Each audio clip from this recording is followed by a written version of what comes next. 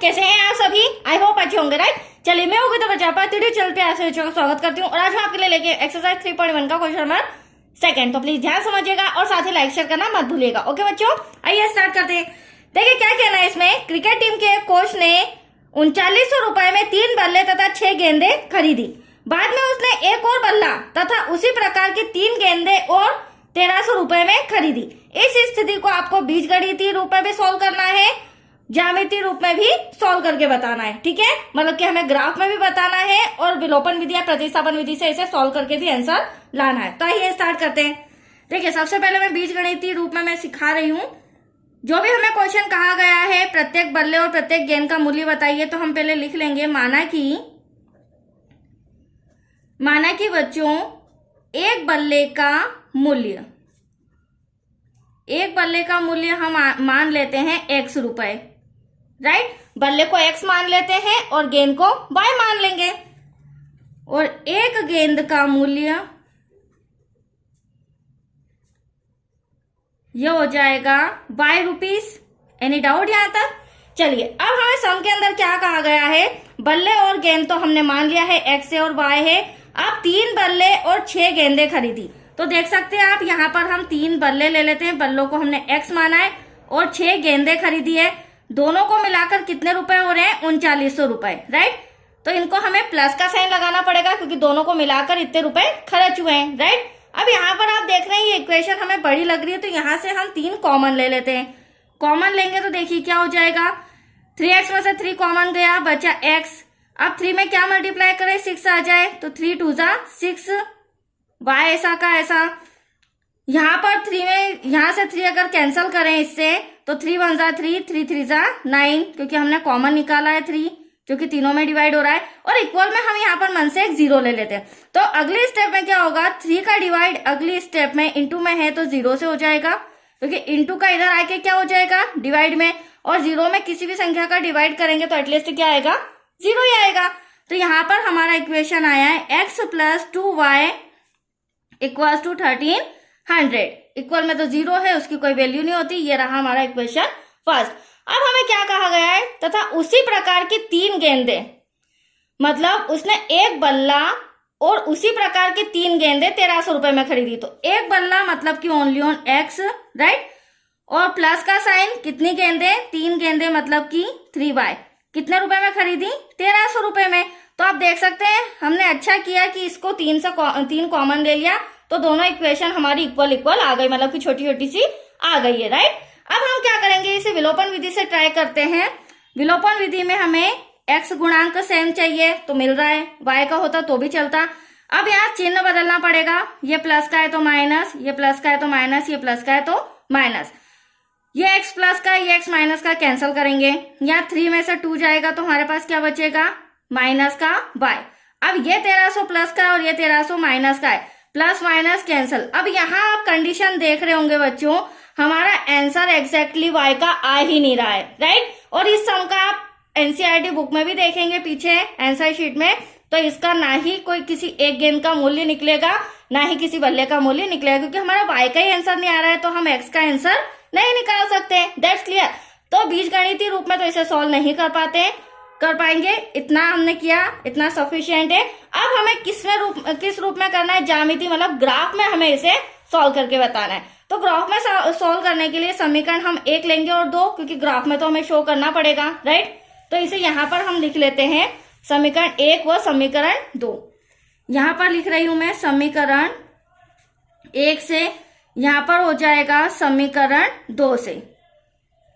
अब हमें graph method solve करना है। पहला समीकरण है बच्चों x + 2y = 1300। दूसरा समीकरण है हमारा x + 3y = 1300। अब देखिए ध्यान से समझिएगा, इसे मुझे ग्राफ में निरूपित करना है, तो मुझे x और y की ऐसी दो वैल्यू लानी होंगी, राइट। या तो हम x का मान यहाँ पर रखेंगे, कुछ ना कुछ मानना पड़ेगा, या y का मान रखेंगे। और मान इस तरह से रखना है कि बड़ी संख्या हमारी 1300 है, तो यहाँ पर भी हमें x कुछ बड़ा लेना होगा, राइट। और इस तरह की संख्या लेनी होगी कि हमारा इसे सॉल्व करने पर आंसर डिवाइड में ना आए, ये भी आपको ध्यान रखना होगा। तो देखिए यहाँ पर हम मान लेते हैं, माना कि x बराबर, अब ये 1300 है तो यहाँ पर मैं 300 ले रही हूँ। ऐसा क्यों कर रही हूँ आप समझ जाएंगे। x के प्लेस पर मैं 300 लिख रही हूँ plus 2y equal to 1300। 2y ऐसा का ऐसा, 1300 ऐसा का ऐसा, प्लस का 300 इधर आके माइनस का हो जाएगा।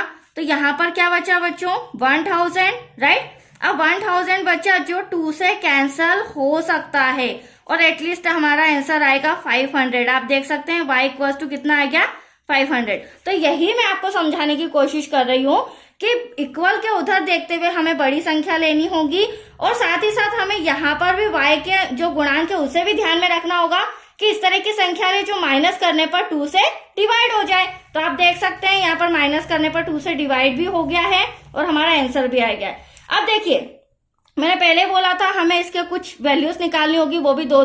तो समीकरण 1 के लिए मैंने x और y का कॉलम खींच रखे हैं। अब हमने फर्स्ट कंडीशन में 300 माना, x को 300 माना तो हमारा y कितना आया, y का मान 500 आया। ये हम लिख लेते हैं। क्यों लिख रहे हैं इस तरह से, ताकि हमें ग्राफ में इसको यूज होगा, इसी का ग्राफ बनेगा। That's clear.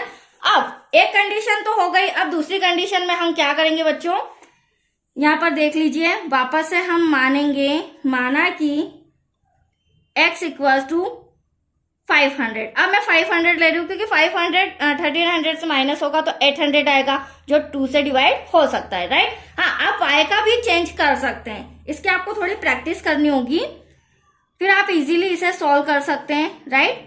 और अपने x और y के बिंदु लेके आ सकते हैं। अब x हमारा 500 है, प्लस का 2y इक्वल टू 1300, 2y ऐसा का ऐसा, 1300 ऐसा का ऐसा, प्लस का 500 उधर जाके माइनस का हो जाएगा। That's clear. अब 2y इसमें से माइनस करेंगे तो 800 आ जाएगा। हमें तो y चाहिए, डिवाइड इंटू का 2 डिवाइड में कैंसिल करेंगे तो 400। अब आप देख सकते हैं y इक्वल टू आया है हमारा 400। तो देखिए बच्चों, जैसे ही हमने x का मान 500 रखा वैसे ही y का मान कितना आ गया, 400। तो ये समीकरण फर्स्ट हमारा कंप्लीट हो चुका है।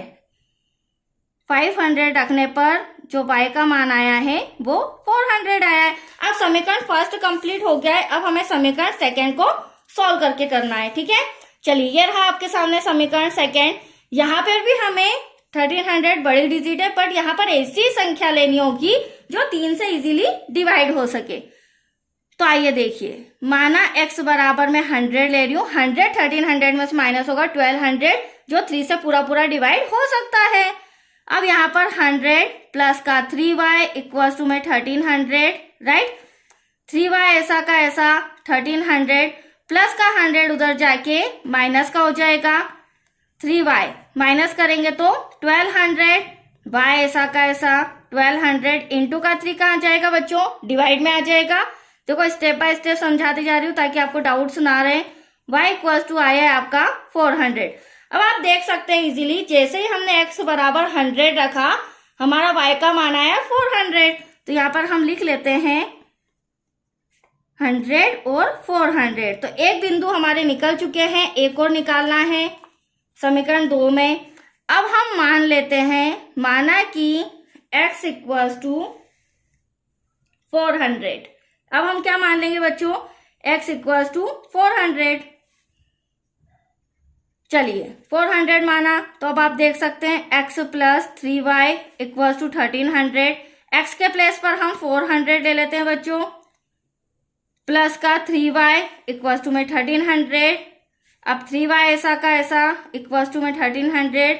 अब देखिए जब 1300 में से 400 को आप माइनस करेंगे तो आपका आ जाएगा 900 जो कि 3 से डिवाइड हो सकता है, इसीलिए मैंने यहाँ पर 400 लिया। अब आप देख सकते हैं जैसे ही मैंने 300 लिया, जैसे ही हमने 400 माना हमारा आंसर 300y का आ चुका है। तो यहाँ लिख सकते हैं हम y equal to 300। Any doubt? चलिए यहाँ पर भी बिंदु में भी हम लिख लेते हैं 400 और यहाँ पर 300। एनी डाउट बच्चों? चलिए ये कंप्लीट हो चुका है। आइए अब फटाफट हम ग्राफ लेके आते हैं। देखिए ये रहा हमारा ग्राफ पेज और ये रहे हमारे बिंदु। अब आप ध्यान से देखिए, मैं थोड़ा सा ग्राफ समझा देती हूँ। ये हमारा x प्लस का निर्देशांक है, राइट। ये हमारा x डैश जो कि माइनस के निर्देशांक है, और आप देख सकते हैं सब में 100 का डिफरेंस हमें लेना पड़ेगा। और देखिए सबसे बड़ी डिजिट हमारी 400 है, तो हम समथिंग 800 तक जा सकते हैं, इससे ज्यादा नहीं, ठीक है। अब ये जो है हमारा, ये हमारा y निर्देशांक होता है बच्चों, और ये हमारा y डैश निर्देशांक होता है। चाहे तो आप इसे सेंटर में भी बना सकते हैं, चाहे तो इस तरह से साइड में भी बना सकते हैं। चलिए अब सबसे इंपॉर्टेंट पॉइंट हमें ध्यान क्या रखना होगा, समीकरण 1 की बात करें। पहले समीकरण 1 सॉल्व, उसके निर्देशांक का हम लिखेंगे। x जो है 300 है, ठीक है। और ध्यान रखिएगा हमारे सब प्लस में है, तो हमें ये माइनस को देखने की जरूरत नहीं है, हमें बस x और y निर्देशांक देखना है। x में 300 आप देख रहे हैं यहाँ पर नजर आ रहा है, राइट, और y का 500, तो ये 300 में यहाँ पर जाते जाते जाते ये यहाँ पर कितना आ रहा है 500, मतलब इन दोनों का पिक पॉइंट सेंटर कहाँ बन रहा है, यहाँ पर बन रहा है, राइट। ये थोड़ा सा गलती से हो गया है, आप ऐसी मिस्टेक मत कीजिएगा। चलिए एक तो मेरा निर्देशांक यहाँ बन रहा है, राइट, इसे हम लिख देंगे 300, 500। x के निर्देशांक हमेशा पहले लिखा कीजिए, राइट। अब 500 हमारा x का है, आप देख सकते हैं, तो ये रहा हमारा x वाली रो, ये रहा हमारा 500, ठीक है, यहाँ डॉट लगा रही हूँ। फिर y का 400, तो y का 4, ये y वाली रो है, तो x में 100, 200, 300, 400, तो आप देख सकते हैं यहाँ पे हमारा 400 आ रहा है, मतलब इन दोनों का पिक पॉइंट सेंटर कहाँ बन रहा है, यहाँ पर।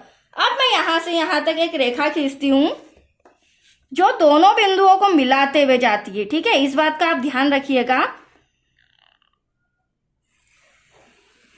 ये मैंने इस तरह से एक रेखा खींच दी, और ये हमारी फर्स्ट इक्वेशन है, और फर्स्ट इक्वेशन क्या थी हमारी, x plus 2y equals to में 1300।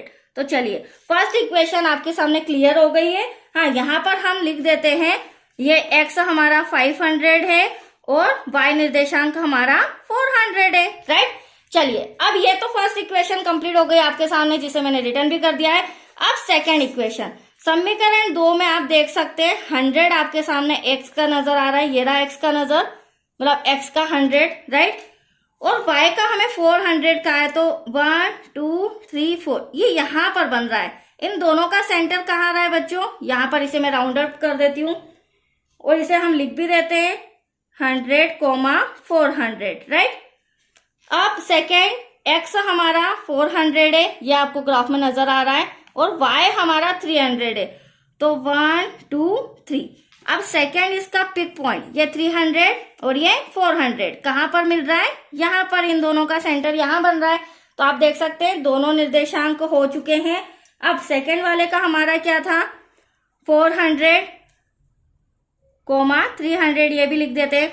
अब ये दो बिंदुओं को प्रतिच्छेद करते हुए ये रेखा हमें खींचनी है, ठीक है, यही हमारा ग्राफ सही मायने में बनता है।